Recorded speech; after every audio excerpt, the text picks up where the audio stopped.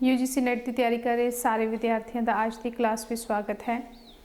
पिछली क्लासेस दे विच आपां शुरुआत की सी यूनानी काव्य शास्त्र जो कि यूनिट 1 का सब टॉपिक है और उसके बीच जिहड़े 5 फिलोसफर ने आपां पढ़ने ने। स्टार्टिंग दे विच आपां सुकरात नूं लिया। सुकरात का जीवन, उसकी शख्सियत, उसने किस तरह के सिद्धांत दिते, उसकी सिक्ख्यावां की सन, इन्हां सारिया चीज़ों नूं आपां 4 क्लासां दे विच डिस्कस किया है। जेकर तुसी सुकरात वाली क्लास अटेंड नहीं की तो प्लेलिस्ट दे विच यूनिट 1 के अंदर सुकरात नूं लैके आपां 4 क्लासां कीतियां होईयां ने। उसनूं पढ़न तो बाद ही जो अज आपां फिलोसफर पढ़न जा रहे हैं उसकी समझ पै सकती है। तो इस दे लई तुहानूं अज की क्लास अटेंड करन तो पहला जो सुकरात दे रिलेटेड क्लासिस ने उन्होंने अटेंड करना जरूरी है, क्योंकि चीज़ां जिहड़ियां ने वो आपस दे विच इंटर रिलेट करदियां ने। अज की क्लास दे विच आपां एक होर नवा जो सैकेंड साडा फिलोसफर है यूनानी काव्य शास्त्र के अंदर प्लेटो, उसके जीवन दे बारे गल करन जा रहे हाँ। अज की क्लास सिर्फ उसके जीवन नूं लैके या उसकी शख्सियत नूं लैके रहेगी। अगली क्लास दे विच आपां उसके सिद्धांतां, उसकी सिक्ख्यावां दे बारे गल करांगे। वाइट बोर्ड के उपर तुसीं देख सकते हो कुछ को पॉइंट्स लिखे हुए ने, क्योंकि अज आपां सिर्फ उसके जीवन नूं ही वेखना है, उसकी शख्सियत नूं वेखना है। जेकर आपां प्लेटो की गल करिए तो प्लेटो जिहड़ा है ये बेसिकली फिलोसफर का असली नाम नहीं सी, क्योंकि ये बाद दे विच उसनूं उसदी जो दिख सी, उसकी जो अपीयरेंस सी, उसनूं लैके बाद दे विच जो अगले फिलोसफर होए ने दूजे लोगों ने उसनूं ये नाम दिता जिसनूं आपां पेन नेम भी आखते हाँ। जेकर आपां प्लेटो की गल करिए तो इसका जो असली नाम है एरिस्टोक्लीस सी। असली नाम एरिस्टोक्लीस, क्योंकि इसके पिता का नाम सी एरिस्टन और इस तो ही इसका जिहड़ा असली नाम है वो सानूं मिलता है एरिस्टोक्लीस। पर बाद दे विच जो जब ये फेमस हो गया तब बहुत सारे फिलोसफर्स आपां कह लईए या होर विद्वान लोगों ने इसनूं एक होर नवा नाम दिता और वो नाम सी प्लेटो। प्लेटो जो है वो बेसिकली प्लेटन तो निकलिया होया, प्लेटन तो निकलिया होया अल्फाज है और प्लेटन का मतलब हुंदा है ब्रॉड एंड वाइड।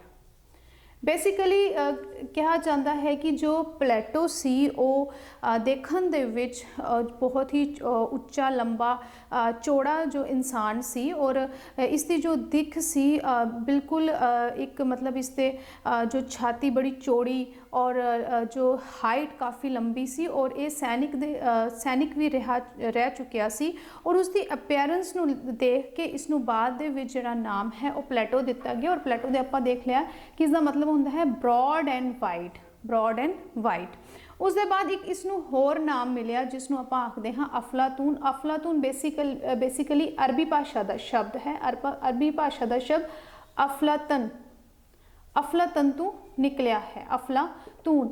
हुण जद आपां पंजाबी साहित्य की गल करते हाँ तो पंजाबी साहित्य के अंदर तुसीं वेखो मैक्सीमम किताबां दे विच ना तो तुहानूं एरिस्टोक्लीस लिखिया होया मिलना है और ना ही तुहानूं प्लेटो लिखिया होया मिलना है। जितने भी आपां पंजाबी किताबां नूं कंसीडर करते हाँ तो उस मैक्सीमम जो साडे स्कॉलर होए ने उन्होंने इसके लिए अफलातून ही वरत्या है। मैक्सीमम किधरे ना किधरे प्लेटो भी सानू नज़र आता है, पर मैक्सीमम जब आप वेखते हाँ तो किताबों के अंदर इसनूं अफलातून वरत्या गया। और अफलातून जेकर भारत की गल करिए तो भारत दे विच इसनूं मैक्सीमम जिहड़ा जिस नां तो पुकारिया गया वो अफलातून ही सी। उसके बाद जेकर इसकी जन्म की गल करिए तो इसका जन्म जो है वो 428 तो लेके 348 ईस्वी पूर्व होया, जिसनों आपां BC भी आखते हाँ, बिफोर क्राइस्ट। और एथेंस दे विच ही होया। सुकरात का जन्म भी एथेंस दे विच ही होया सी और जो प्लेटो है इसका जन्म भी एथेंस दे विच होया, जो कि यूनान का ही एक शहर है, सिटी है। और एथेंस दे विच भी एक एजीना टापू है जिसका नाम है जिसनों आपां आइलैंड आखते हाँ, एक आइलैंड है एजीना। उसते जड़ा है वो एरिस्टोक्लीस का जड़ा जन्म हुंदा है और उसके पिता जो ने एरिस्टन और माता का जो नाम है ये इसकी माता का नाम है मदर जो सी प्लेटो दी ओसन पेरिक्टियन। ਔਰ ਕਿਹਾ ਜਾਂਦਾ ਹੈ ਕਿ ਜੋ ਪਲੇਟੋ ਸੀ ਬਹੁਤ ਹੀ ਸ਼ਾਹੀ ਪਰਿਵਾਰ ਤੋਂ ਸੰਬੰਧ ਰੱਖਦੇ ਸਨ, ਇੱਕ ਸੰਪੰਨ ਪਰਿਵਾਰ ਜਿਸ ਨੂੰ ਆਪਾਂ ਆਖਦੇ ਹਾਂ, ਉਸ ਪਰਿਵਾਰ ਦੇ ਨਾਲ ਇਹਨਾਂ ਦਾ ਸੰਬੰਧ ਸੀ। ਔਰ ਇਹ ਸੁਕਰਾਤ ਦੇ ਵਿਦਿਆਰਥੀ ਰਹੇ। ਸੁਕਰਾਤ ਦੇ ਨਾਲ ਇਹਨਾਂ ਨੇ ਬਹੁਤ ਲੰਬਾ ਸਮਾਂ ਜਿਹੜਾ ਹੈ ਉਹ ਉਸ ਦੇ ਨਾਲ ਬਤੀਤ ਕੀਤਾ। ਔਰ ਆਖਰੀ ਜਦ ਸੁਕਰਾਤ ਨੂੰ ਜਦ ਜ਼ਹਿਰ ਦਿੱਤਾ ਗਿਆ ਤਦ ਵੀ ਪਲੇਟੋ ਸੁਕਰਾਤ ਦੇ ਨਾਲ ਹੀ ਸਨ। ਬੇਸਿਕਲੀ ਅੱਗੇ ਜਾ ਕੇ ਆਪਾਂ ਪੜਾਂਗੇ ਕਿ ਜਦ ਸੁਕਰਾਤ ਨੂੰ ਜ਼ਹਿਰ ਦਿੱਤਾ ਗਿਆ ਤਦ ਪਲੇਟੋ ਜਿਹੜੇ ਸਨ ਉਸ ਦੀ ਮੌਤ ਤੋਂ ਬਾਅਦ ਕਾਫੀ ਹਰਾਸ਼ ਹੋਏ ਉੱਥੇ, ਕਿਉਂਕਿ ਉਹ ਲੋਕਤੰਤਰ ਨੂੰ ਕਿਧਰੇ ਨਾ ਕਿਧਰੇ, ਕਿਉਂਕਿ ਸੁਕਰਾਤ ਵੀ ਲੋਕਤੰਤਰ ਨੂੰ ਪਸੰਦ ਨਹੀਂ ਕਰਦਾ ਸੀ ਔਰ ਇਸ ਦੇ ਨਾਲ ਹੀ ਜੋ ਪਲੇਟੋ ਨੇ ਉਹ ਵੀ ਲੋਕਤੰਤਰ ਨੂੰ ਪਸੰਦ ਨਹੀਂ ਸੀ ਕਰਦੇ, ਡੈਮੋਕ੍ਰੇਸੀ ਨੂੰ ਪਸੰਦ ਨਹੀਂ ਸੀ ਕਰਦੇ। ਔਰ ਇਸ ਕਰਕੇ ਸੁਕਰਾਤ ਦੇ ਮਰਨ ਤੋਂ ਬਾਅਦ ਜ਼ਹਿਰ ਦੇਣ ਤੋਂ ਬਾਅਦ ਜਿਹੜੇ ਨੇ ਪਲੇਟੋ ਨੇ ਉਹ ਫਿਰ ਅਲੱਗ-ਅਲੱਗ ਦੇਸ਼ਾਂ ਦੀ ਯਾਤਰਾ ਨੂੰ ਨਿਕਲ ਜਾਂਦੇ ਨੇ। ਔਰ ਇਹ ਉਸਤਾਦ ਸਨ ਅਰਸਤੂ ਦੇ। ਅਰਸਤੂ ਅੱਗੇ ਜਾ ਕੇ ਆਪਾਂ ਜਦ ਤੀਸਰਾ ਫਿਲਾਸਫਰ ਪੜ੍ਹਨਾ ਹੈ ਔਰ ਇਹੀ ਫਿਲਾਸਫਰ ਹੈ। ਇਸ ਲਈ ਮੈਂ ਕਿਹਾ ਕਿ ਇਹ ਜਿਹੜੇ ਤਿੰਨੇ ਫਿਲਾਸਫਰ ਨੇ ਇਹਨਾਂ ਦੀਆਂ ਜਿਹੜੀ ਫਿਲਾਸਫੀਜ਼ ਨੇ, ਇਹਨਾਂ ਦੇ ਜਿਹੜੇ ਸਿੱਖਿਆਵਾਂ ਨੇ ਉਹ ਆਪਸ ਦੇ ਵਿੱਚ ਇੰਟਰ ਰਿਲੇਟ ਨੇ, ਕਿਉਂਕਿ ਜਦ ਆਪਾਂ ਕਿਸੇ ਇਨਸਾਨ ਦੇ ਕੰਟੈਕਟ ਦੇ ਵਿੱਚ ਰਹਿੰਦੇ ਹਾਂ ਤਾਂ ਕਿਧਰੇ ਨਾ ਕਿਧਰੇ ਉਸ ਦਾ ਪ੍ਰਭਾਵ ਜਿਹੜਾ ਹੈ ਉਹ ਸਾਡੇ ਉੱਤੇ ਪੈਂਦਾ ਹੈ, ਸਾਡੇ ਵੀ ਵਿਚਾਰ ਜਿਹੜੇ ਨੇ ਉਸ ਤਰ੍ਹਾਂ ਦੇ ਹੋ ਜਾਂਦੇ ਨੇ। ਔਰ ਪਲੇਟੋ ਬਹੁਤ ਲੰਬਾ ਸਮਾਂ ਸੁਕਰਾਤ ਦੇ ਨਾਲ ਰਹੇ, ਇਸ ਲਈ ਸੁਕਰਾਤ ਦਾ ਜੋ ਪ੍ਰਭਾਵ ਹੈ ਉਹ ਪਲੇਟੋ ਦੇ ਉੱਤੇ ਸਾਨੂੰ ਦੇਖਣ ਨੂੰ ਮਿਲਦਾ ਹੈ। ਔਰ ਉਸ ਦੇ ਬਾਅਦ ਜੋ ਅਰਸਤੂ ਹੈ, ਅਰਸਤੂ ਦੇ ਉੱਪਰ ਸਾਨੂੰ ਸੁਕਰਾਤ ਦਾ ਤੇ ਪਲੇਟੋ ਦੋਨਾਂ ਦਾ ਪ੍ਰਭਾਵ ਜਿਹੜਾ ਹੈ ਉਹ ਵੇਖਣ ਨੂੰ ਮਿਲਦਾ ਹੈ। ਜਦ ਆਪਾਂ ਸੁਕਰਾਤ ਦੀ ਸਿੱਖਿਆਵਾਂ ਦੀ ਗੱਲ ਕਰਦੇ ਹਾਂ ਤਾਂ ਬਹੁਤ ਸਾਰੇ ਖੇਤਰਾਂ ਦੇ ਵਿੱਚ ਸੁਕਰਾਤ ਨੇ ਆਪਣੀਆਂ ਸਿੱਖਿਆਵਾਂ ਦਿੱਤੀਆਂ। ਜੇਕਰ ਮੇਨ ਵੇਖੀਏ ਤਾਂ ਮਨੋਵਿਗਿਆਨ ਦੇ ਵਿੱਚ ਵੀ ਉਹਨਾਂ ਨੇ ਆਪਣੀ ਮਨੋਵਿਗਿਆਨ ਜੋ ਖੇਤਰ ਰਿਹਾ, ਸਾਈਕੋਲੋਜੀ ਜਿਸ ਨੂੰ ਆਪਾਂ ਆਖਦੇ ਹਾਂ, ਸਾਈਕੋਲੋਜੀ ਦੇ ਖੇਤਰ ਦੇ ਵਿੱਚ ਵੀ ਇਹਨਾਂ ਨੇ ਆਪਣੇ ਜੋ ਵਿਚਾਰ ਨੇ ਉਹ ਪ੍ਰਗਟ ਕੀਤੇ। ਉਸ ਦੇ ਬਾਅਦ ਤੱਤ ਵਿਗਿਆਨ ਹੈ ਜਿਸ ਨੂੰ ਆਪਾਂ ਐਲੀਮੈਂਟਲ ਸਾਇੰਸ ਆਖਦੇ ਹਾਂ। ਔਰ ਉਸ ਦੇ ਬਾਅਦ ਹੈ ਨੀਤੀ ਵਿਗਿਆਨ, ਪੋਲੀਟੀਕਲ ਸਾਇੰਸ, ਕਿਉਂਕਿ ਜਦ ਆਪਾਂ ਅੱਗੇ ਚੱਲ ਕੇ ਸੁਕਰਾਤ ਦੇ ਸਿਧਾਂਤਾਂ ਦੀ ਗੱਲ ਕਰਾਂਗੇ ਤਾਂ ਉਸ ਦੇ ਵਿੱਚ ਆਪਾਂ ਵੇਖਦੇ ਹਾਂ ਕਿ ਸੁਕਰਾਤ ਨੇ ਕਿਵੇਂ ਪੋਲੀਟੀਕਲ ਲੈਵਲ ਦੇ ਉੱਤੇ ਕਿਵੇਂ ਉਹਨਾਂ ਨੇ ਥਿਊਰੀ ਆਫ ਜਸਟਿਸ ਦਿੱਤੀ, ਜਿਸ ਨੂੰ ਆਪਾਂ ਨਿਆਂ ਦਾ ਸਿਧਾਂਤ ਵੀ ਆਖਦੇ ਹਾਂ। ਕਿਉਂਕਿ ਜਦ ਆਪਾਂ ਐਜੂਕੇਸ਼ਨ ਦੀ ਗੱਲ ਕਰਦੇ ਹਾਂ, ਸੁਕਰਾਤ ਨੇ ਬਹੁਤ ਸਾਰੇ ਜਿਹੜੇ ਸਿਧਾਂਤ ਨੇ ਉਹ ਦਿੱਤੇ ਨੇ, ਪਰ ਜੋ ਸਾਡੇ ਪੇਪਰ ਦੇ ਰਿਲੇਟਿਡ ਨੇ ਆਪਾਂ ਉਹਨਾਂ ਸਿਧਾਂਤਾਂ ਦੇ ਉੱਤੇ ਹੀ ਸਿਰਫ ਗੱਲ ਕਰਨੀ ਹੈ। ਤਾਂ ਪੋਲੀਟੀਕਲ ਸਾਇੰਸ ਦੇ ਵਿੱਚ ਵੀ ਇਹਨਾਂ ਦੇ ਬਹੁਤ ਸਾਰੇ ਸਿਧਾਂਤ, ਬਹੁਤ ਸਾਰੀਆਂ ਸਿੱਖਿਆਵਾਂ ਜਿਹੜੀਆਂ ਨੇ ਉਹ ਮਿਲਦੀਆਂ ਨੇ, ਕਿਉਂਕਿ ਕਿਹਾ ਜਾਂਦਾ ਹੈ ਕਿ ਜਦ ਸੁਕਰਾਤ ਦੀ ਮੌਤ ਤੋਂ ਬਾਅਦ ਜੋ ਪਲੇਟੋ ਹੋਏ ਨੇ, ਇਹਨਾਂ ਨੇ ਐਥਨਸ ਨੂੰ ਛੱਡ ਦਿੱਤਾ ਔਰ ਬਹੁਤ ਸਾਰੇ ਦੇਸ਼ਾਂ ਦੀ ਯਾਤਰਾ ਕੀਤੀ, ਜਿਸ ਨੂੰ ਆਪਾਂ ਲਿਖਿਆ ਵੀ ਹੋਇਆ ਹੈ, ਜਿਵੇਂ ਮੰਗਾਰਾ ਹੈ, ਮਿਸਰ ਹੈ, ਇਟਲੀ, ਆਹ ਦੇਸ਼ਾਂ ਦੀ ਇਹਨਾਂ ਨੇ ਯਾਤਰਾ ਕੀਤੀ। ਔਰ ਉਹਨਾਂ ਦੇਸ਼ਾਂ ਦੀ ਯਾਤਰਾ ਕਰਨ ਦਾ ਮਕਸਦ ਇਹੀ ਸੀ ਕਿਉਂਕਿ ਇਹ ਡੈਮੋਕ੍ਰੇਸੀ ਨੂੰ ਪਸੰਦ ਨਹੀਂ ਸੀ ਕਰਦੇ ਔਰ ਉਹਨਾਂ ਦੇਸ਼ਾਂ ਦੇ ਵਿੱਚ ਜਾ ਕੇ ਉੱਥੇ ਦੀ ਜੋ ਪੋਲੀਟੀਕਲ ਸੈਟਅਪ ਸੀ, ਜੋ ਉੱਥੇ ਦੀ ਨੀਤੀ ਸੀ, ਜਿਸ ਤਰ੍ਹਾਂ ਦਾ ਉੱਥੇ ਦਾ ਰਾਜ ਹੋ ਰਿਹਾ ਸੀ, ਕਿਵੇਂ ਲੋਕ ਜਿਹੜੇ ਨੇ ਉਹ ਉਸ ਰਾਜ ਦੇ ਵਿੱਚ ਕਿਵੇਂ ਵਸ ਰਹੇ ਸਨ, ਆਪਣਾ ਜੀਵਨ ਜਿਹੜਾ ਬਤੀਤ ਕਰ ਰਹੇ ਸਨ, ਉਹਨਾਂ ਦੇਸ਼ਾਂ ਦੇ ਪੋਲੀਟੀਕਲ ਜਿਹੜਾ ਸਟੇਟਸ ਸੀ ਉਸ ਨੂੰ ਸਟੱਡੀ ਕੀਤਾ। ਔਰ ਬਾਅਦ ਦੇ ਵਿੱਚ ਇਹਨਾਂ ਨੇ ਸਾਰੀਆਂ ਚੀਜ਼ਾਂ ਨੂੰ ਵੇਖਣ ਤੋਂ ਬਾਅਦ ਇਹ ਫਿਰ ਵਾਪਸ ਐਥਨਸ ਆਉਂਦੇ ਨੇ ਔਰ ਐਥਨਸ ਦੇ ਵਿੱਚ ਆ ਕੇ ਫਿਰ ਆਪਣਾ ਇੱਕ ਜਿਹੜਾ ਸਕੂਲ ਹੈ ਉਹ ਇਹ ਸ਼ੁਰੂ ਕਰਦੇ ਨੇ, ਜਿਸ ਨੂੰ ਅਕਾਦਮੀ ਕਿਹਾ ਜਾਂਦਾ, ਜਿਸ ਨੂੰ ਆਪਾਂ ਇੰਸਟੀਚਿਊਟ ਜਿਹੜਾ ਇਹਨਾਂ ਦਾ ਜੋ ਪਲੇਟੋ ਨੇ ਐਸਟੈਬਲਿਸ਼ ਕੀਤਾ ਐਥਨਸ ਦੇ ਅੰਦਰ, ਜਿਸ ਦਾ ਨਾਮ ਦਿੱਤਾ ਗਿਆ ਅਕਾਦਮੀ। ਔਰ ਉਸ ਦੇ ਬਾਅਦ ਕਿਉਂਕਿ ਇਸ ਇੰਸਟੀਚਿਊਟ ਨੂੰ ਹੀ ਜੇਕਰ ਆਪਾਂ ਗੱਲ ਕਰੀਏ ਤਾਂ ਪਹਿਲੀ ਪੱਛਮੀ ਯੂਨੀਵਰਸਿਟੀ ਕਹਿ ਸਕਦੇ ਹਾਂ ਕਿ ਪਹਿਲੀ ਪੱਛਮੀ ਜਿਹੜੀ ਯੂਨੀਵਰਸਿਟੀ ਐਸਟੈਬਲਿਸ਼ ਹੋਈ ਉਹ ਪਲੇਟੋ ਦੁਆਰਾ ਹੋਈ, ਜਿਸ ਨੂੰ ਅਕਾਦਮੀ ਕਿਹਾ ਗਿਆ। ਔਰ ਇਹ ਉਹੀ ਯੂਨੀਵਰਸਿਟੀ ਸੀ ਜਿਸ ਦੇ ਵਿੱਚ ਬਾਅਦ ਦੇ ਵਿੱਚ ਜੋ ਅਰਸਤੂ ਹੈ, ਅਰਸਤੂ ਜੋ ਕਿ ਪਲੇਟੋ ਦਾ ਸਟੂਡੈਂਟ ਰਹੇ, ਇਹਨਾਂ ਨੇ ਇੱਥੇ ਆਪ ਪੜ੍ਹਾਈ ਵੀ ਕੀਤੀ ਔਰ ਬਾਅਦ ਦੇ ਵਿੱਚ ਤਕਰੀਬਨ 20 ਸਾਲ ਇਹ ਇੱਥੇ ਸਟੂਡੈਂਟ ਵੀ ਰਹੇ ਨੇ ਔਰ ਟੀਚਰ ਵਜੋਂ ਵੀ ਇਹਨਾਂ ਨੇ ਇਸ ਯੂਨੀਵਰਸਿਟੀ ਦੇ ਅੰਦਰ ਕੰਮ ਕੀਤਾ ਹੈ। ਸਟੂਡੈਂਟ ਔਰ ਟੀਚਰ ਦੋਨੋਂ ਹੀ ਜਿਹੜੇ ਖਿੱਤਿਆਂ ਦੇ ਵਿੱਚ ਅਰਸਤੂ ਇਸ ਯੂਨੀਵਰਸਿਟੀ ਦੇ ਅੰਦਰ ਆਪਣੀਆਂ ਸੇਵਾਵਾਂ ਜਿਹੜੀਆਂ ਨੇ ਉਹ ਦਿੰਦੇ ਰਹੇ ਨੇ। ਜੇਕਰ ਆਪਾਂ ਪਲੇਟੋ ਦੇ ਜੀਵਨ ਨੂੰ ਹੋਰ ਵਿਚਾਰਨ ਦੀ ਗੱਲ ਕਰੀਏ ਤਾਂ ਪਲੇਟੋ ਜਿਹੜੇ ਸਨ ਉਹਨਾਂ ਨੇ ਸੰਗੀਤ ਦਾ ਵੀ ਅਧਿਐਨ ਕੀਤਾ, ਮਿਊਜ਼ਿਕ ਨੂੰ ਵੀ ਜੋ ਹੈ ਉਹਨਾਂ ਨੇ ਗ੍ਰਹਿਣ ਕੀਤਾ। ਉਸ ਦੇ ਬਾਅਦ ਕਵਿਤਾਵਾਂ ਦਾ ਵੀ ਇਹਨਾਂ ਨੇ ਅਧਿਐਨ ਕੀਤਾ, ਕਿਉਂਕਿ ਜਦ ਆਪਾਂ ਅੱਗੇ ਚੱਲ ਕੇ ਵੇਖਾਂਗੇ ਕਿ ਪਲੇਟੋ ਦੇ ਜੋ ਕਵਿਤਾ ਹੈ ਉਸ ਦੇ ਪ੍ਰਤੀ ਪਲੇਟੋ ਦੇ ਵਿਚਾਰ ਕਿਸ ਤਰ੍ਹਾਂ ਦੇ ਨੇ, ਕਿਸ ਤਰ੍ਹਾਂ ਉਹਨਾਂ ਨੇ ਸਾਹਿਤਕ ਖੇਤਰ ਦੇ ਵਿੱਚ ਆਪਣੇ ਵਿਚਾਰ ਜਿਹੜੇ ਨੇ ਉਹ ਦਿੱਤੇ ਨੇ। ਕਿਉਂਕਿ ਜਦ ਆਪਾਂ ਉਹਨਾਂ ਦੀ ਕਵਿਤਾਵਾਂ ਪੜ੍ਹਦੇ ਹਾਂ, ਜੋ ਡਾਇਲੋਗਸ ਜਦ ਆਪਾਂ ਉਹਨਾਂ ਦੇ ਪੜ੍ਹਦੇ ਹਾਂ, ਜੋ ਉਹਨਾਂ ਦੇ ਬੁੱਕਸ ਉਹਨਾਂ ਦੇ ਦੁਆਰਾ ਲਿਖੀਆਂ ਗਈਆਂ, ਤਾਂ ਉਹਨਾਂ ਦੇ ਵਿੱਚ ਸਾਨੂੰ ਪਤਾ ਚੱਲਦਾ ਹੈ ਕਿ ਉਹ ਕਵਿਤਾਵਾਂ ਦੇ ਅੰਦਰ ਜੋ ਪਿਆਰ ਹੈ ਉਸ ਦੇ ਵਿੱਚ ਉਹ ਡਿਫਰੈਂਸ਼ੀਏਟ ਕਰਦੇ ਨੇ ਕਿ ਉਹ ਦੁਨਿਆਵੀ ਪਿਆਰ ਨੂੰ ਜ਼ਿਆਦਾ ਜਿਹੜੀ ਇੰਪੋਰਟੈਂਸ ਹੈ ਉਹ ਨਹੀਂ ਦਿੰਦੇ, ਬਲਕਿ ਉਹ ਆਤਮਿਕ ਪਿਆਰ ਨੂੰ, ਜੋ ਇਨਰ ਲਵ ਹੁੰਦਾ ਹੈ, ਉਸ ਨੂੰ ਹੀ ਉਹ ਜ਼ਿਆਦਾ ਇੰਪੋਰਟੈਂਸ ਦਿੰਦੇ ਨੇ। ਤਾਂ ਜੋ ਕਵਿਤਾ ਹੈ ਉਸ ਦਾ ਵੀ ਇਹਨਾਂ ਨੇ ਅਧਿਐਨ ਕੀਤਾ। ਉਸ ਦੇ ਬਾਅਦ ਚਿੱਤਰਕਲਾ ਦਾ, ਬਹੁਤ ਪੇਂਟਿੰਗ ਦਾ ਵੀ ਇਹਨਾਂ ਨੇ ਅਧਿਐਨ ਕੀਤਾ, ਤੇ ਬਹੁਤ ਸਾਰੇ ਖੇਤਰ ਸਨ ਜਿਨ੍ਹਾਂ ਦੇ ਵਿੱਚ ਇਹਨਾਂ ਨੇ ਮੁਹਾਰਤ ਜਿਹੜੀ ਹੈ ਉਹ ਹਾਸਲ ਕੀਤੀ। ਔਰ 404 ਈਸਵੀ ਪੂਰਵ ਇਹ ਸੁਕਰਾਤ ਦੇ ਸੰਪਰਕ ਦੇ ਵਿੱਚ ਆਏ ਸਨ, ਔਰ ਆਖਰੀ ਦਿਨਾਂ ਤੱਕ ਸੁਕਰਾਤ ਦੇ ਨਾਲ ਹੀ ਇਹ ਰਹੇ ਨੇ। ਜਦ ਆਪਾਂ ਪਲੇਟੋ ਦੀ ਰਚਨਾਵਾਂ ਦੀ ਗੱਲ ਕਰਦੇ ਹਾਂ ਤਾਂ ਪਲੇਟੋ ਦੀ ਸਾਨੂੰ 35 ਸੰਵਾਦ ਮਿਲਦੇ ਨੇ। 35 ਕਈ ਕਿਤਾਬਾਂ ਦੇ ਵਿੱਚ 38 ਵੀ ਲਿਖਿਆ ਹੋਇਆ ਹੈ। 35 ਤੋਂ 38 ਜਿਹੜੇ ਸੰਵਾਦ ਨੇ ਉਹ ਸਾਨੂੰ ਮਿਲਦੇ ਨੇ। ਮੈਕਸਿਮਮ ਕਿਤਾਬਾਂ ਦੇ ਵਿੱਚ 35 ਹੀ ਲਿਖਿਆ ਹੋਇਆ। 35 ਸੰਵਾਦ ਭਾਵ ਕਿ ਜਿਨ੍ਹਾਂ ਨੂੰ ਆਪਾਂ ਡਾਇਲੋਗਸ ਆਖਦੇ ਹਾਂ। ਇਸ ਦੀ ਬੁੱਕਾਂ ਨੂੰ ਹੀ ਇਸਨੇ ਜੋ ਰਚਨਾਵਾਂ ਲਿਖੀਆਂ, ਜੋ ਬੁੱਕਸ ਲਿਖੀਆਂ, 35 ਕੋ ਕਿਤਾਬਾਂ ਜਿਹੜੀਆਂ ਨੇ ਉਹ ਸਾਨੂੰ ਪਲੇਟੋ ਦੀਆਂ ਮਿਲਦੀਆਂ ਨੇ, ਜਿਸ ਨੂੰ ਆਪਾਂ ਡਾਇਲੋਗਸ ਆਖਦੇ ਹਾਂ। ਉਸ ਦੇ ਬਾਅਦ ਜੇਕਰ ਇਹਨਾਂ ਕਿਤਾਬਾਂ ਦੇ ਵਿੱਚ ਇਸਨੇ ਜੋ ਇਸਦਾ ਕਿਰਦਾਰ ਰਿਹਾ, ਮੇਨ ਕਿਰਦਾਰ ਜਿਹੜਾ ਹੈ ਉਸ ਕਿਤਾਬਾਂ ਦੇ ਵਿੱਚ ਸਾਨੂੰ ਸੁਕਰਾਤ ਮਿਲਦਾ ਹੈ, ਜੋ ਇਸਦਾ ਗੁਰੂ ਸੀ। ਔਰ ਇਹਨਾਂ ਕਿਤਾਬਾਂ ਨੂੰ ਕਿਧਰੇ ਨਾ ਕਿਧਰੇ ਸ਼ੱਕ ਦੀ ਨਜ਼ਰ ਦੇ ਨਾਲ ਵੀ ਵੇਖਿਆ ਜਾਂਦਾ ਹੈ, ਕਿਉਂਕਿ ਬਹੁਤ ਸਾਰੇ ਫਿਲਾਸਫਰ ਇਹ ਮੰਨਦੇ ਨੇ ਕਿਉਂਕਿ ਸੁਕਰਾਤ ਨੇ ਕੋਈ ਵੀ ਜਿਹੜੇ ਚੀਜ਼ ਹੈ ਉਹ ਆਪਣੇ ਹੱਥੀਂ ਲਿਖ ਕੇ ਨਹੀਂ ਰੱਖੀ। ਜੋ ਉਸਨੇ ਵਿਚਾਰ ਆਪਣੇ ਸਮਾਜ ਦੇ ਅੰਦਰ ਦਿੱਤੇ, ਜੋ ਵਿਚਾਰ ਆਪਣੇ ਪ੍ਰਗਟ ਕੀਤੇ, ਉਹਨਾਂ ਨੂੰ ਉਸਨੇ ਲਿਖਤੀ ਰੂਪ ਨਹੀਂ ਦਿੱਤਾ, ਭਾਵ ਕਿ ਰਿਟਨ ਫਾਰਮ ਦੇ ਵਿੱਚ ਉਹ ਸਾਨੂੰ ਨਹੀਂ ਮਿਲਦੇ। ਪਰ ਜੋ ਪਲੇਟੋ ਹੈ, ਇਸ ਦੀਆਂ ਸਾਨੂੰ ਲਿਖਿਤ ਕਿਤਾਬਾਂ ਜਿਹੜੀਆਂ ਨੇ ਉਹ ਮਿਲਦੀਆਂ ਨੇ, ਇਸ ਦੇ ਵਿਚਾਰ ਸਾਨੂੰ ਮਿਲਦੇ ਨੇ, ਔਰ ਉਸ ਦੇ ਵਿੱਚ ਜਿਹੜਾ ਮੇਨ ਕਰੈਕਟਰ ਹੈ ਉਹ ਸਾਨੂੰ ਸੁਕਰਾਤ ਦਿਖਾਈ ਦਿੰਦਾ ਹੈ।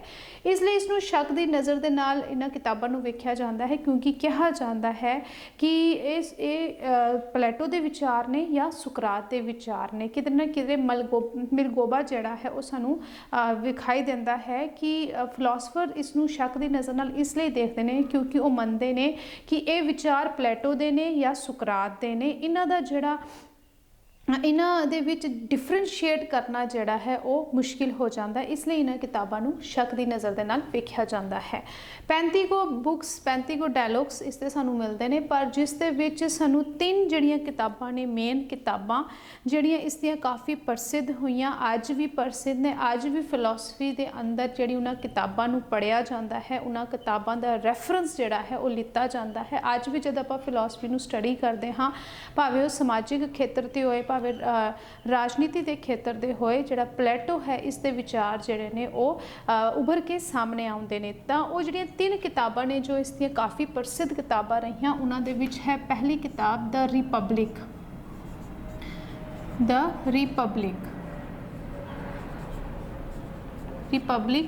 ਦੂਜੀ ਕਿਤਾਬ ਹੈ ਦ ਸਟੇਟਸਮੈਨ, ਜੋ ਇਸਨੇ ਰਿਪਬਲਿਕ ਤੋਂ ਬਾਅਦ ਲਿਖੀ, ਸਟੇਟਸਮੈਨ। ਔਰ ਤੀਜੀ ਕਿਤਾਬ ਹੈ ਇਸਦੀ ਦ ਲਾਜ਼। ਇਹ 3 ਕਿਤਾਬਾਂ ਜਿਹੜੀਆਂ ਨੇ ਇਸ ਦੀਆਂ ਕਾਫੀ ਮਸ਼ਹੂਰ ਰਹੀਆਂ। ਜੇਕਰ ਆਪਾਂ ਰਿਪਬਲਿਕ ਕਿਤਾਬ ਦੀ ਗੱਲ ਕਰੀਏ ਤਾਂ ਇਸਨੇ ਜ਼ਿੰਦਗੀ ਦੇ ਪਹਿਲੇ ਪੜਾਅ 'ਤੇ ਲਿਖੀ ਹੈ ਕਿਤਾਬ। ਔਰ ਇਸ ਸਮੇਂ ਕਿਹਾ ਜਾਂਦਾ ਹੈ ਕਿ ਸੁਕਰਾਤ ਜਿਹੜਾ ਪਲੇਟੋ ਹੈ ਉਹ ਕਾਫੀ ਇਮੋਸ਼ਨਲ ਸੀ, ਕਾਫੀ ਉਹ ਜਿਹੜਾ ਹੈ ਚੀਜ਼ਾਂ ਨੂੰ ਇਮੋਸ਼ਨਲੀ ਤਰੀਕੇ ਦੇ ਨਾਲ ਵੇਖਿਆ ਕਰਦਾ ਸੀ। ਇਸ ਲਈ ਇਸ ਕਿਤਾਬ ਦੇ ਵਿੱਚ ਸਾਨੂੰ ਉਸਦਾ ਜਿਹੜਾ ਉਸਦੇ ਇਮੋਸ਼ਨਸ ਨੇ ਉਹ ਸਾਨੂੰ ਨਜ਼ਰ ਆਉਂਦੇ ਨੇ। ਇਹ ਫਸਟ ਕਿਤਾਬ ਹੈ ਪਲੇਟੋ ਦੀ, ਜਿਸ ਦੇ ਵਿੱਚ ਉਸਨੇ ਆਈਡੀਅਲ ਸੁਸਾਇਟੀ ਨੂੰ ਬਿਆਨ ਕੀਤਾ ਹੈ। ਆਦਰਸ਼ ਸਮਾਜ ਦੀ ਜਿਹੜੀ ਰੂਪ ਰੇਖਾ ਹੈ ਉਸਨੇ ਇਸ ਕਿਤਾਬ ਦੇ ਅੰਦਰ ਬਿਆਨ ਕੀਤੀ ਹੈ। ਔਰ ਉਸਨੇ ਇਸ ਕਿਤਾਬ ਦੇ ਅੰਦਰ ਇਹ ਵੀ ਦੱਸਿਆ ਹੈ ਕਿ ਜਿਹੜੀ ਆਦਰਸ਼ ਸਮਾਜ ਹੈ ਉਸ ਦੇ ਲਈ ਤਿੰਨ ਚੀਜ਼ਾਂ ਦਾ ਹੋਣਾ, ਕਿਹੜੀਆਂ ਐਸੀਆਂ ਚੀਜ਼ਾਂ ਨੇ ਜਿਨ੍ਹਾਂ ਦਾ ਹੋਣਾ ਬਹੁਤ ਜ਼ਰੂਰੀ ਹੈ ਇੱਕ ਆਦਰਸ਼ ਸਮਾਜ ਦੇ ਅੰਦਰ। ਤਾਂ ਉਹ ਤਿੰਨ ਚੀਜ਼ਾਂ ਸਨ। ਸਿੱਖਿਆ ਦੀ ਧਾਰਨਾ, ਇਸ ਦੇ ਵਿੱਚ ਇਸਨੇ ਕਿਹਾ ਕਿ ਕਨਸੈਪਟ ਆਫ ਐਜੂਕੇਸ਼ਨ ਬਹੁਤ ਜ਼ਰੂਰੀ ਹੈ। ਆਈਡੀਅਲ ਸੁਸਾਇਟੀ ਬਣਾਉਣ ਦੇ ਲਈ ਸਾਨੂੰ ਐਜੂਕੇਸ਼ਨ ਜਿਹੜੀ ਹੈ ਉਹ ਬਹੁਤ ਜ਼ਰੂਰੀ ਹੈ, ਕਿਉਂਕਿ ਜਦ ਆਪਾਂ ਸੁਕਰਾਤ ਨੂੰ ਪੜ੍ਹਦੇ ਹਾਂ ਤਾਂ ਉਸਨੇ ਵੀ ਇਹੀ ਕਿਹਾ ਸੀ ਕਿ ਗਿਆਨ ਇੱਕ ਬਹੁਤ ਵੱਡਾ ਹਥਿਆਰ ਹੈ ਔਰ ਗਿਆਨ ਦੇ ਨਾਲ ਹੀ ਆਦਰਸ਼ ਸਮਾਜ ਦੀ ਜਿਹੜੀ ਨੀਂਹ ਹੈ ਉਹ ਰੱਖੀ ਜਾ ਸਕਦੀ ਹੈ। ਦੂਜਾ ਕਨਸੈਪਟ ਇਸਨੇ ਦਿੱਤਾ concept of family. Concept of family, ਕਿਉਂਕਿ ਅਸੀਂ ਜੋ ਮਨੁੱਖ ਹੈ ਉਹ ਇੱਕ ਸਮਾਜਿਕ ਜੀਵ ਹੈ, ਤਾਂ ਫੈਮਿਲੀ ਜਿਹੜੀ ਹੈ ਉਸ ਦਾ ਹੋਣਾ ਸਾਡੇ ਲਈ ਬਹੁਤ ਇੰਪੋਰਟੈਂਸ ਰੱਖਦਾ ਹੈ, ਕਿਉਂਕਿ ਇਸ ਦੇ ਨੇੜੇ ਤੇੜੇ ਹੀ ਸਾਰੇ ਜਿਹੜੇ ਕਨਸੈਪਟ ਨੇ ਉਹ ਘੁੰਮਦੇ ਨੇ। ਉਸ ਦੇ ਬਾਅਦ ਹੈ ਕਾਨੂੰਨ ਦੀ ਧਾਰਨਾ, concept of law. Concept of law, ਕਿਉਂਕਿ ਜਦ ਕੋਈ ਵੀ ਸਮਾਜ, ਜਿਹੜਾ ਸਮਾਜ ਆਈਡੀਅਲ ਸੁਸਾਇਟੀ ਦੀ ਜਦ ਆਪਾਂ ਗੱਲ ਕਰਦੇ ਹਾਂ, ਜਿਹੜਾ ਸਮਾਜ ਕਾਨੂੰਨ ਦੇ ਦਾਇਰੇ ਦੇ ਵਿੱਚ ਰਹਿ ਕੇ ਚੱਲਦਾ ਹੈ ਉਹੀ ਸਮਾਜ ਜਿਹੜਾ ਹੈ ਆਈਡੀਅਲ ਸੁਸਾਇਟੀ ਉਸਨੂੰ ਆਪਾਂ ਕਹਿ ਸਕਦੇ ਹਾਂ। ਕਿਉਂਕਿ ਇੱਕ ਬੰਦਿਸ਼ ਦਾ ਹੋਣਾ, ਇੱਕ ਆਪਾਂ ਕਹਿ ਸਕਦੇ ਹਾਂ ਕਿ ਜਿਵੇਂ ਨਦੀ ਹੈ, ਨਦੀ ਇੱਕ ਬੰਦਿਸ਼ ਦੇ ਵਿੱਚ ਬਹਿੰਦੀ ਹੈ। ਜਦ ਉਹ ਬੰਦਿਸ਼ ਉਹ ਤੋੜ ਦੇਵੇ, ਕਿਉਂਕਿ ਦੋ ਕਿਨਾਰੇ ਨਦੀ ਦੇ ਹੁੰਦੇ ਨੇ, ਇੱਕ ਬੰਦਿਸ਼ ਦੇ ਵਿੱਚ ਉਹ ਬਹਿੰਦੀ ਹੈ, ਪਰ ਜਦ ਉਹ ਕਿਨਾਰਿਆਂ ਤੋਂ ਉੱਪਰ ਉੱਠ ਕੇ ਬਹਿੰਦੀ ਹੈ ਤਾਂ ਫਿਰ ਉਹ ਜਿਹੜਾ ਹੈ ਉਹ ਡਿਸਟਰੋਏ ਕਰਦੀ ਹੈ, ਚੀਜ਼ਾਂ ਨੂੰ ਖਤਮ ਕਰਦੀ ਹੈ। ਉਸ ਦਾ ਜਿਹੜਾ ਭਿਆਨਕ ਰੂਪ ਹੈ ਉਹ ਸਾਨੂੰ ਦੇਖਣ ਨੂੰ ਮਿਲਦਾ ਹੈ। ਤਾਂ ਇਸੇ ਤਰ੍ਹਾਂ ਜਦ ਸਮਾਜ ਕਾਨੂੰਨ ਤੋਂ ਉੱਪਰ ਉੱਠ ਕੇ ਕਾਨੂੰਨ ਨੂੰ ਇੱਕ ਪਾਸੇ ਰੱਖ ਕੇ ਚੱਲਦਾ ਹੈ, ਫਿਰ ਉਹ ਸਮਾਜ ਦਾ ਜਿਹੜਾ ਭਿਆਨਕ ਰੂਪ ਹੈ ਉਹ ਨਜ਼ਰ ਆਉਂਦਾ ਹੈ। ਉੱਥੇ ਜਿਹੜੀ ਆਈਡੀਅਲ ਸੁਸਾਇਟੀ ਹੈ, ਆਦਰਸ਼ ਸਮਾਜ ਦੀ ਨੀਂਹ ਨਹੀਂ ਰੱਖੀ ਜਾ ਸਕਦੀ। ਇਸ ਲਈ ਇਸਨੇ ਕਿਹਾ ਕਿ ਆਈਡੀਅਲ ਸੁਸਾਇਟੀ ਦੇ ਵਿੱਚ ਤਿੰਨ ਚੀਜ਼ਾਂ ਦਾ ਹੋਣਾ ਬਹੁਤ ਜ਼ਰੂਰੀ ਹੈ, ਔਰ ਆਪਣੀ ਕਿਤਾਬ ਦੇ ਅੰਦਰ ਇਸਨੇ ਇਹਨਾਂ ਚੀਜ਼ਾਂ ਨੂੰ ਰਿਪਰੈਜ਼ੈਂਟ ਕੀਤਾ ਹੋਇਆ ਹੈ। ਜਦ ਆਪਾਂ ਸਟੇਟਮੈਨ ਦੀ ਗੱਲ ਕਰਦੇ ਹਾਂ ਤਾਂ ਸਟੇਟਮੈਨ ਜੋ ਕਿਤਾਬ ਹੈ ਦ ਸਟੇਟਸਮੈਨ। ਦ ਸਟੇਟਮੈਨ ਇਸ ਦੀ ਦੂਜੀ ਕਿਤਾਬ ਹੈ ਔਰ ਇਹ ਪਲੇਟੋ ਨੇ ਆਪਣੇ ਜੀਵਨ ਦੇ ਦੂਜੇ ਪੜਾਅ ਦੇ ਅੰਦਰ ਲਿਖੀ।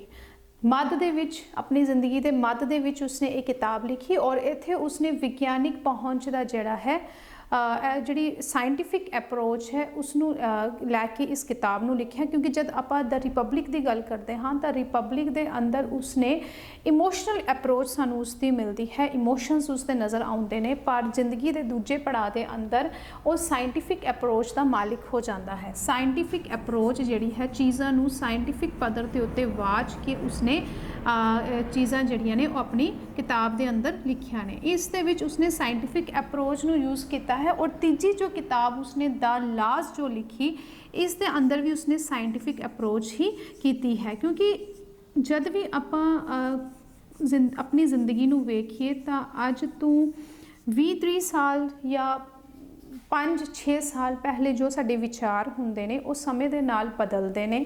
ਸਾਡੇ ਵਿਚਾਰਾਂ ਦੇ ਵਿੱਚ ਨਵੀਨਤਾ ਆਉਂਦੀ ਹੈ, ਆਪਾਂ ਕੁਝ ਚੀਜ਼ਾਂ ਨੂੰ ਛੱਡਦੇ ਹਾਂ, ਕੁਝ ਚੀਜ਼ਾਂ ਨੂੰ ਅਪਣਾਉਂਦੇ ਹਾਂ। ਸਾਡਾ ਸੋਚਣ ਦਾ, ਸਮਝਣ ਦਾ, ਵੇਖਣ ਦਾ ਜਿਹੜਾ ਨਜ਼ਰੀਆ ਹੈ ਉਹ ਬਦਲ ਜਾਂਦਾ ਹੈ। ਔਰ ਇਹੀ ਚੀਜ਼ ਹੋਈ ਪਲੇਟੋ ਦੇ ਨਾਲ।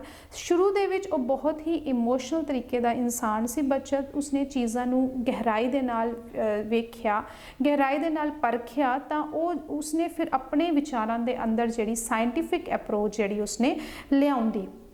ਦੂਜੀ ਜੋ ਕਿਤਾਬ ਹੈ ਉਹ ਸਾਨੂੰ ਸਟੇਟਸਮੈਨ ਮਿਲਦੀ ਹੈ ਔਰ ਇਸ ਕਿਤਾਬ ਦੇ ਅੰਦਰ ਉਸਨੇ ਆਧੁਨਿਕ ਰਾਜ ਦੀ ਗੱਲ ਕੀਤੀ ਹੈ। ਆਧੁਨਿਕ ਰਾਜ ਤੋਂ ਭਾਵ ਹੈ ਮਾਡਰਨ ਸਟੇਟ। ਮਾਡਰਨ ਸਟੇਟ ਕੀ ਇੱਕ ਜਿਹੜੀ ਕਿਉਂਕਿ ਪਿਛਲੀ ਵਾਰ ਆਪਾਂ ਦੇਖਿਆ, ਪਿਛਲੀ ਕਿਤਾਬ ਦੇ ਵਿੱਚ ਉਸਨੇ ਗੱਲ ਕੀਤੀ ਸੀ ਆਈਡੀਅਲ ਸੁਸਾਇਟੀ ਦੀ, ਸਮਾਜ ਦੀ।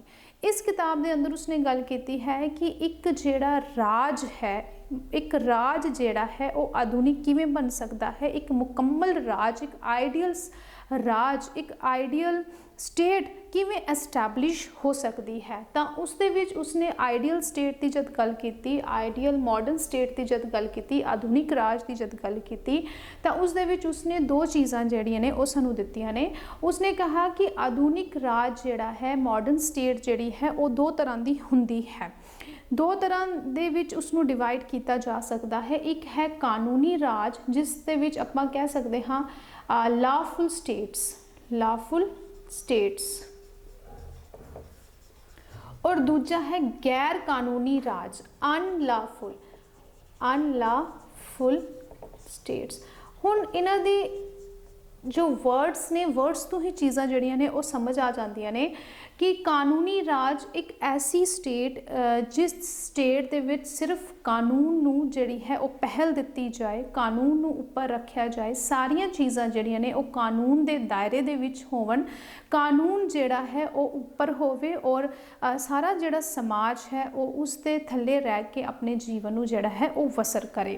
पर क्योंकि कानून नूं इत्थे पहल मिली है, कानून दे इर्द गिर्द, कानून दे थल्ले रह के ही चीज़ां जिहड़ियां ने वो वापरनियां चाहिदियां ने, समाज जिहड़ा है एस्टैबलिश होना चाहिदा है। पर दूजे पासे उसने कहा कि गैर कानूनी राज, क्योंकि जो स्टेट्स ने वो दो तरह दियां ने, एक लाफुल स्टेट्स ने जिथे कानून नूं पहल दित्ती जाती है और दूजी है अनलाफुल स्टेट जिथे कि सिर्फ शासक दा ही एक रूलर जिहड़ा है, रूलर जिहड़ा है वो रूल करता है, अपनी मनमानी करता है लोगों के उत्ते, समाज के उत्ते अपनियां जिहड़ियां चीज़ां ने, अपने जिहड़े विचार ने वो थोपे जाते हैं। समाज की भलाई, समाज का जो समाज एक आदर्श समाज किवें एस्टैबलिश हो सकता है उसके बारे च नहीं सोचा जाता, और रूलर शासक जिहड़ा है वो उपर रह के चीज़ां नूं जिहड़ा है दबाउण दी कोशिश करता है, समाज का जद घान करता है, तो उस स्टेट नूं उसने नाम दिता गैर कानूनी राज। क्योंकि आपां जद प्लेटो दे जीवन नूं पढ़ रहे सां तां वेख्या कि प्लेटो जिहड़ा सी वो डेमोक्रेसी तो खुश नहीं सी, क्योंकि प्लेटो सुकरात दे संपर्क दे विच आया और सुकरात दा जिहड़ा प्रभाव है वो प्लेटो दे उत्ते पैंदा है। सुकरात भी जिहड़ा सी वो डेमोक्रेसी नूं पसंद नहीं सी करदा, प्रजातंत्र नूं पसंद नहीं सी करदा, वो चाहुंदा सी कि एक कुलीन तंत्र दा जिहड़ा निर्माण है समाज दे अंदर होवे। और वो क्योंकि इन्हां ने जिहड़ा रूलर है, शासक है, एक शासक बनना अपने आप दे विच एक कला है, ये प्लेटो का मनना सी कि ऐ नहीं कि आपां हुण मैं टीचिंग कर रही हाँ तो मेरे विच वो टीचिंग दे गुण होने चाहिए ने, जेकर मैनू टीचिंग ढंग दे नाल नहीं करनी आउंदी या मैं चीज़ां नूं समझ नहीं सकती या अपने विचारां नूं बच्चों दे नाल सही तरीके नाल कम्युनीकेट नहीं कर सकती, तो फिर मेरा टीचर होने का कोई फ़ायदा नहीं, क्योंकि टीचिंग अपने आप दे विच एक कला है। इस तरह प्लेटो का मनना सी कि शासक वो है जो सारियां चीज़ां नूं जानदा होवे, प्रजा दे हितां नूं जानदा होवे, क्योंकि शासन करना अपने आप दे विच एक कला है, ये आर्ट है, और इस आर्ट नूं सीखण दी ज़रूरत होंदी है। जब तक कोई इंसान इस आर्ट दे विच संपन्न नहीं होंदा तब तक वो जिहड़ा है रूलर नहीं बन सकता। इसलिए उसने दो स्टेटां दे विच जिहड़ा है मॉडर्न स्टेट नूं डिवाइड किया है। उसके बाद जब आपां उसकी तीजी किताब नूं वेखदे हाँ तो तीजी किताब उसकी है द लास, तीजे पड़ाव की जिंदगी के आखिरी दिनों के विच उसने एक किताब लिखी जिसनूं आपां थर्ड बुक आखते हैं, और इस दे विच भी उसने विज्ञानिक पहुँच का ही सहारा लिया है, साइंटिफिक अप्रोच ही इसने इत्थे लीती है। तीजी किताब दे विच, क्योंकि दूजी किताब दे विच उसने मॉडर्न स्टेट नूं डिफाइन कर दिता, जिस दे विच उसने लॉफुल स्टेट्स और अनलॉफुल स्टेट्स की गल की। तीजी किताब दे विच आके उसने दसिया कि क्यों लॉफुल स्टेट्स की जिहड़ी ज़रूरत है, वो क्यों लॉफुल स्टेट के राही क्यों एक आदर्श समाज का जिहड़ा निर्माण हो सकता है, भाव कि कानून की महत्ता की है, इंपॉर्टेंस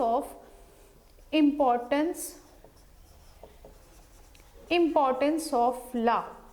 इत्थे आके उसने इंपॉर्टेंस दसी कि क्यों एक समाज नूं कानून के दायरे दे विच रह के जिहड़ा है अपना जीवन बसर करना चाहिए। एक समाज, एक आइडियल सोसाइटी किवें इस कानून दे नाल चल के, कानून का पालन करके एक डिसिपलिन दे विच एक आदर्श समाज का निर्माण हो सकता है। और इत्थे ही इसी किताब के अंदर उसने शासक के गुण भी दसे ने कि एक रूलर दे विच, रूलर दियां वर्चूज़ ऑफ रूलर कि एक रूलर दे विच जो शासन कर रहा है किसी समाज के उत्ते, उसके अंदर किस तरह के गुण होने चाहिए ने। वर्चूज़ ऑफ रूलर, ਇਹ ਚੀਜ਼ਾਂ ਇਸਨੇ ਆਪਣੀ ਤੀਜੀ ਕਿਤਾਬ ਦਾ ਲਾਜ਼ ਦੇ ਵਿੱਚ ਇਸਨੇ ਆਪਣੀ ਤੀਜੀ ਕਿਤਾਬ ਦੇ ਵਿੱਚ ਇਸਨੇ ਇਹ ਤਿੰਨੋਂ ਚੀਜ਼ਾਂ ਜਿਹੜੀਆਂ ਨੇ ਉਹ ਦੱਸੀਆਂ ਨੇ।